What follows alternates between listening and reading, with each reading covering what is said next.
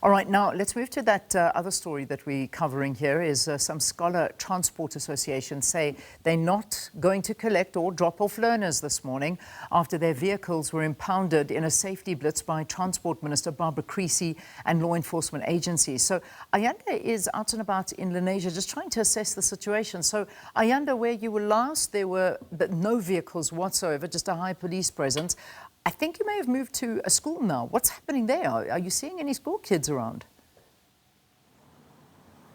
That's exactly what we've done, Leanne. We're at one of the local schools, just about a 10-minute drive from where that inspection blitz took place yesterday. That's because we wanted to see firsthand the impact of the stay away, which is very much evident, at least given what we've seen so far. I'll give you just a quick update. Where we were, there are now 2 Inyalas, police really leaving nothing to chance, despite the fact that we know that these scholar transport operators have in fact parked their vehicles. The impact, though, is being felt on the ground where we're at. I'm going to step out of shot for a while so we can just show you what should be a buzzing entrance to Lenasia South Secondary School, where, frankly, there's just been a trickle of pupils who are being dropped off in privately operated vehicles. I'm talking vehicles from those who are lucky enough to have cars in their households. And some of the parents who've been here are incredibly disgruntled by what they're seeing, because some of them say what they did was pay for their scholar transport fees ahead of time, but because of the announcement that they saw yesterday, have had to rearrange their own diaries to get a sense, to make sure that their children don't miss out on a day's worth of schooling. We do know that a memorial service will be held later on today for those 14 pupils who sadly passed away after being involved in that scholar transport crash in the Vaal. That event, of course, has set in motion the series of events that have ultimately unfolded and led to today's stay away. We've also been seeing a lot of monitoring of this particular area because of what's happened since yesterday. And I'm going to bring in the CPF of Lenasia South. I've got a representative joining us now to give us just their reaction. Good morning, sir. Thanks for agreeing to speak to us at short notice. Describe what you have, I suppose, seen unfolding over the past 24 hours and what some of your concerns are as a community, especially when you consider the impact that this is going to have on some of these pupils. So obviously this morning from about 5:30, our teams have been out looking at the roads and things like that. There we found it very, very quiet. Normally around this area where you're standing right now, it's normally packed with transport.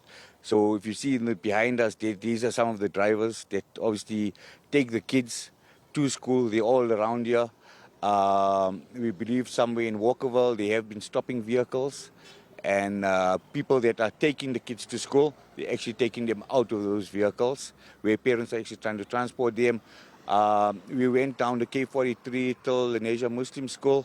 It was clear, but we'll be continuing to obviously patrol right around. We've got Lenasia South SEPs. We've also seen National Police as well moving around.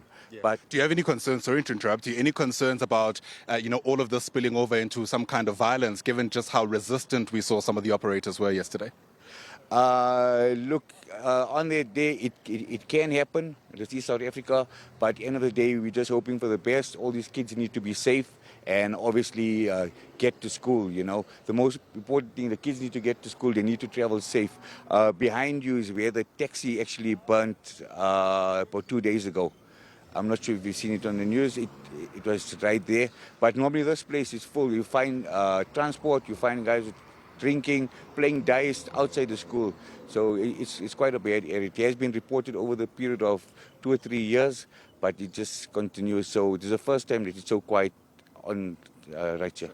Well, thank you very much indeed for speaking to us. Really do appreciate that. There you have it, a representative from the Lenasia Community Policing Forum, who are working, it seems, in collaboration with police, who have their presence firmly placed on this community as we watch the impact of the stay away continue on this Friday. So far, the association saying they will park their vehicles just for today, but that all depends on how the rest of the day unfolds. Leanne?